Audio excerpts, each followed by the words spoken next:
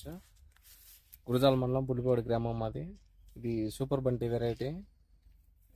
ఇది ప్రస్తుతానికి ఒక 10 నుంచి 12 క్వింటాల వరకు వచ్చింది. ఇది ఇంకా దీని కాపు కానీ కాయలు కానీ పుచ్చు లేదు, మెయిన్ తక్కువ. ఇంకా దీని ఎక్స్పెక్టేషన్ ఇంకొక 10-12 వరకు వస్తుందేమని ఉంది ఆలోచన. ఇదే వెరైటీ నేను కూడా వేసాను. ఒక 8 క్వింటాలు యావరేజ్న తీసాను. ఇంకొక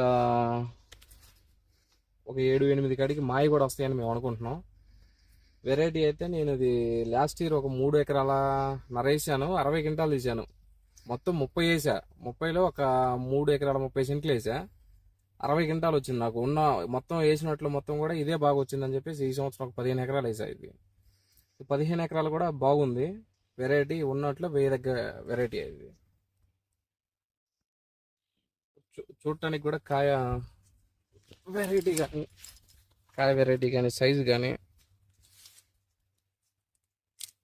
కాయ రెబ్బ కానీ బాగుంది. పుచ్చు లేదు మెయిన్ ఎక్కడ కూడా. ఇది రైతుకి కానీ చాలా సులభమైన రకం. ఇది ఖర్చు తక్కువ, పెట్టుబడి.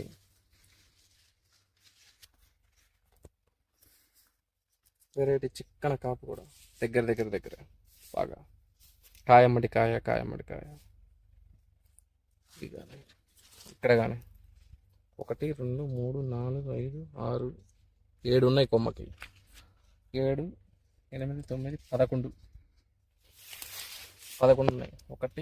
1 2 3 4 5 6 7 8 9 11 ఉన్నాయి కొమ్మకి వచ్చేసి.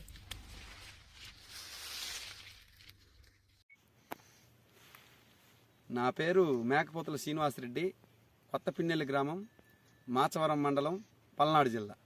నేను ఈ సంవత్సరం సూపర్ బంటి అనే వెరైటీ 2.5 ఎకరాలు వేసినాను.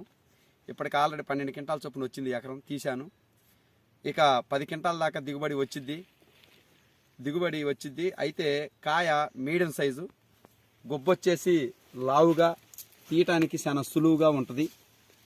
ఇరక్కపోయి ఉండదు, బాగా సులువుగా ఉంటుంది.